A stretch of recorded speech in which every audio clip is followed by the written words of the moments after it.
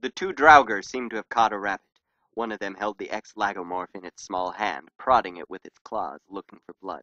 How terribly vampiric, Zeke thought as he watched the monster's behavior through the small binoculars. As far as anyone knew, Draugr didn't eat solid food, only blood. The second Draugr lumbered slowly to the first. This one was larger. It didn't move as fast. Both its hands were clawed, but they were small, possibly broken. When the monster reached up to grab the carcass, the first one hissed and beat him back.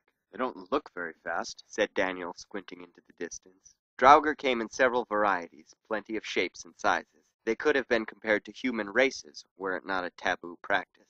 Most important of all the demon's attributes, though, was speed. Some of them were fast, strikingly fast. It was not uncommon for the monsters to chase down cars. There were several accounts of small groups of Draugr taking down wild horses. A hunter in Africa had once discovered an adult cheetah drained of blood.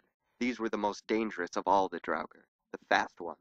The two beasts that appeared on the path before him, however, lumbered slowly, like zombies. Neither of the men felt much fear, although Zeke was wary enough to suspect others nearby. Daniel leveled his shotgun on the rock. I can take him out from here. The swordsman stayed calm. You pull that trigger and we'll have bigger problems to worry about. I suggest you put that away, gun boy. What do you mean? He relaxed the gun. These guys aren't winning any track meets, and they don't appear to be very smart, but they don't have to be. If that gun goes off, every godforsaken monster on this mountain will know we're here, and I'm damn sure that at least half of them will understand where to find their next meal. So what do we do? We do nothing, but I plan on slicing their heads off before they get a chance to scream. Then we'd better get out of here quickly, because every monster downwind of us is going to smell their blood, and we can expect at least 50 of these bastards drooling and ready for dinner. And me? Daniel subconsciously pulled his shotgun close to his chest. Zeke pushed it down with one finger.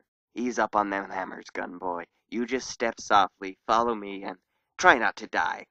He creeps out from their hiding place. Daniel follows, mildly dejected. They stick to the meager cover of the bushes. The Draugr, fighting over the rabbit corpse, takes no notice of the humans.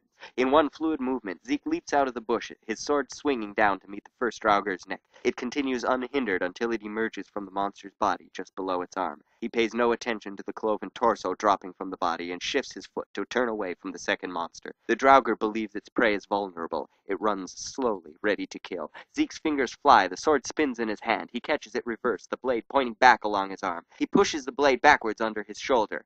He feels a strong jerk, and he knows the monster has impaled itself on the blade. Daniel, awestruck by the display, notices the third Draugr a moment too late. Behind you! The new opponent is fast. Its claws are long, sharp. Zeke spins around. The sword follows. Catching the blade with his free hand, he blocks the Draugr's slash. He gives the monster a strong push. The Draugr steps back but doesn't fall. Immediately it stabs its claws forward. Zeke holds the sword out. The monster slices its hand on the blade. A shriek of pain echoes across the mountainside. The monster punches, dropping the fighter to the ground. The Draugr is on top of him. Daniel raises the gun, but the shot isn't clear. He can't hit the monster without hitting Zeke. The swordsman kicks. The demon flies up slightly and lands on his feet. Claws stab. A sword swings. A cracked, dried arm falls to the ground. The blade shoots up from the ground, finishing the monster. Daniel relaxed when Zeke stood up, but the ex-soldier showed no signs of relief. He flicked the blood off from the blade, but did not sheath it. We have to go. I suspect that last shriek roughly translates to dinner's on. The ground started shaking, the first signs of the impending stampede. I'm inclined to agree. Into the trees, now! As it was part of his training, Zeke found the task simple. He leapt up, kicked off the trunk of a sturdy tree, and caught the lower branch with his free hand, gently pulling himself to safety. Daniel was not so graceful. Kicking off the trunk was beyond his skill. Instead, he crouched down, then sprang straight up, missing the branch. In a mild panic, he raced to the trunk and tried to bear climb his way up. Zeke reached down and grabbed a frantic hand, pulling him into the tree. The Draugr stampede broke through the trees. Hundreds of Draugr passed below them, paying no attention to them or the bloody corpses on the ground. Their screams were terrible. These Draugr were not hungry. They were frightened. And in a moment, they were gone. The men climbed down from the tree. I've never seen so many of them together. They were scared of something. Scared? Draugr? I know, said Zeke, seeming unusually cooperative. You want to get out of here? When scary things get scared, that's generally a bad thing, right? I don't want to stick around to see what's scaring them. I'm with you on that one. Let's go, gun boy. But Daniel didn't move. Instead, he raised his gun.